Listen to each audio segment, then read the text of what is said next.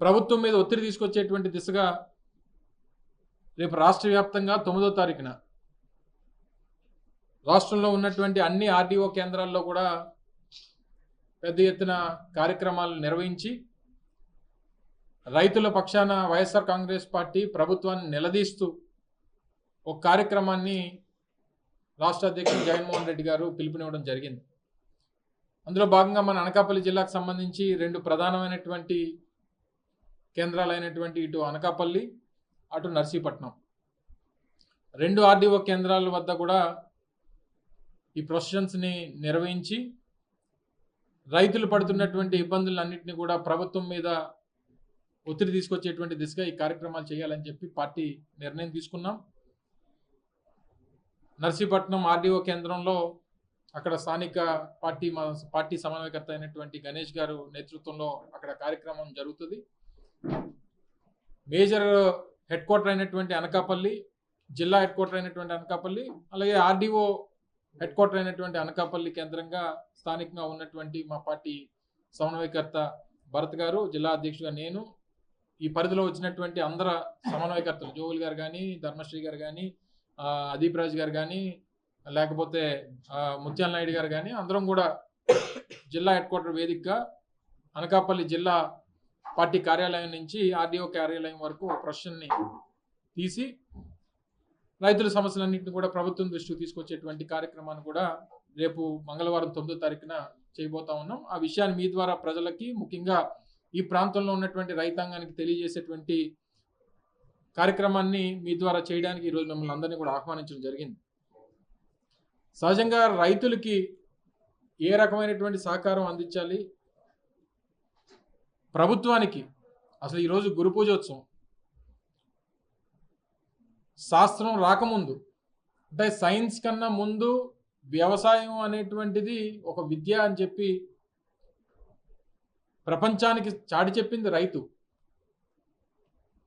Science లేకపోతే మిగిలినటువంటి discoveries ఇవన్నీ పక్కన పెడితే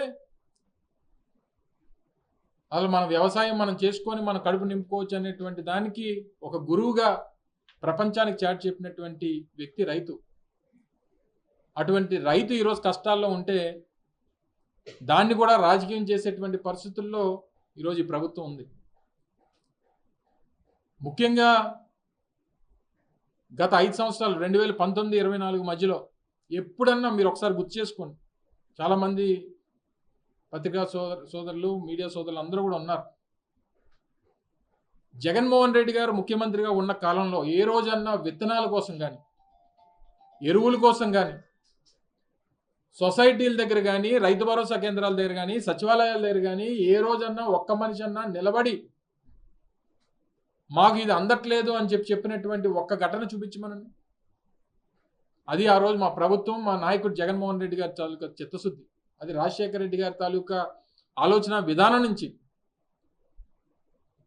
రైతు బాగుంటే మన ప్రాంతం బాగుంటుంది, రైతు బాగుంటే మన రాష్ట్రం బాగుంటుంది, రైతు బాగుంటే మన దేశం బాగుంటుంది అని చెప్పి నమ్మినటువంటి సిద్ధాంతాన్ని నమ్ముకున్నటువంటి పార్టీ వైఎస్ఆర్ కాంగ్రెస్ పార్టీ. అందుకే మా ప్రభుత్వంలో ఏ రోజు ఏ రైతుకి ఇబ్బంది కలగకుండా చూసుకున్నటువంటి బాధ్యత తీసుకున్నాం. ఎన్నికల ముందు రైతు భరోసా కింద 12,500 రూపాయలు ఇద్దాం అనుకున్నటువంటి మన ప్రభుత్వం లేదు, అధికారంలోకి వచ్చిన తర్వాత అవసరమైతే ఇంకా కొంత పెంచి దాన్ని 13,500 రూపాయలు చేసి రైతులకు అందించేటువంటి కార్యక్రమం 5 సంవత్సరాల పాటు చేశాం. ఇచ్చినటువంటి ప్రామిస్ మాత్రం 4 సంవత్సరాలే. కానీ ఏదైనప్పటికీ ఆ రోజు రైతు భరోసా కేంద్రాలను ఏర్పాటు చేసి 15,000 రైతు భరోసా కేంద్రాలని రాష్ట్రంలో ఏర్పాటు చేసి నూతనంగా భవనాలు నిర్మించి ఆ రైతుకి ఏదన్నా అవసరం అయితే ఆ రైతు ఆ గ్రామంలో ఉన్నటువంటి ఆ రైతు భరోసా కేంద్రం దగ్గరికి వెళ్తే కావాల్సినటువంటి విత్తనాలు కానీ, కావాల్సినటువంటి ఎరువులు కానీ వారికి అందించేటువంటి కార్యక్రమం చేశాం. సచివాలయాల్లో ఉన్నటువంటి అగ్రికల్చర్ అసిస్టెంట్స్ ఆ పంచాయతీలో ఉన్నటువంటి వ్యవసాయ భూమి ఎంతైతే ఉందో అందులో చేసేటువంటి వ్యవసాయం ఏంటో, ఆ వ్యవసాయానికి కావాల్సినటువంటి విత్తనాలు ఏంటో, ఆ విత్తనాలతో పాటు కావాల్సినటువంటి ఎరువులేంటో,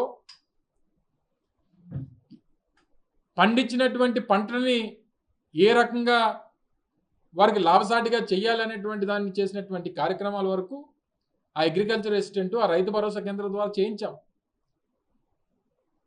భారతదేశంలో ఉన్నటువంటి మిగిలినటువంటి రాష్ట్రాలు కాదు, ప్రపంచంలో ఉన్నటువంటి అనేక దేశాల నుంచి మన రాష్ట్రానికి వచ్చి ఈ రైతు భరోసా కేంద్రాల తాలూకా పనితీరు ఏ రకంగా ఉంది, ఏ రకంగా ఇది సక్సెస్ఫుల్ మోడల్ అయింది అని చెప్పి వచ్చి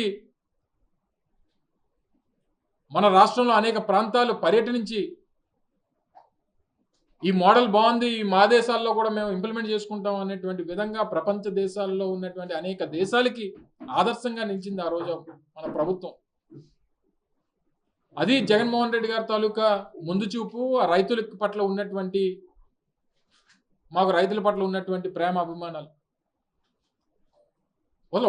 ఒక సిస్టంలో ప్రభుత్వం తాలూకా బాధ్యత ఏంటి? వర్షాకాలం వస్తుంది, సీజన్ వస్తుంది, రైతులకి వరి వేసుకునేటువంటి సీజన్ వస్తుంది. ఆయా గ్రామాల్లో ఎంత అవసరం ఉంటుంది, ఏమి అవసరం ఉంటుంది, దానికి ఎంత ప్రభుత్వం ప్రొక్యూర్ చేయాలి, వారికి ఎంత అందుబాటులో తీసుకురావాలనేటువంటి మినిమం బాధ్యత తీసుకోకపోతే దేనికి ప్రభుత్వం? ఎందుకు వాళ్ళు దేనికోసం పనిచేస్తుంది ప్రభుత్వం? అంటే రైతు ఎలా పోయినా పర్వాలేదు, చంద్రబాబు నాయుడు గారికి మొదటి నుంచి అలవాటు. వ్యవసాయం దండగా అనేటువంటి వ్యక్తి చంద్రబాబు నాయుడు గారు. అదే ఆయన పాలసీ. అది ఆయన చెప్పినటువంటి మాటల్లోనూ ఆయన చేసేటువంటి మార్కెటింగు ప్రజల కడుపులు నింపవు. ఈరోజు పైపెచ్చు మళ్ళీ వైఎస్ఆర్ కాంగ్రెస్ పార్టీ నాయకత్వాన్ని రైతులను కూడా బెదిరిస్తూ ఉన్నాడు. ముఖ్యంగా వైఎస్ఆర్ కాంగ్రెస్ పార్టీ మీద దాడి చేస్తూ ఉన్నాడు. మీరు చేస్తున్నటువంటి దాడి, చంద్రబాబు నాయుడు గారు మీరు చేస్తున్నటువంటి దాడి వైఎస్ఆర్ కాంగ్రెస్ పార్టీ మీద కాదు, మీరు చేస్తున్నటువంటి దాడి రైతుల మీద చేస్తున్నటువంటి దాడి అని చెప్పి సందర్భంగా తెలియజేస్తా ఉన్నాం.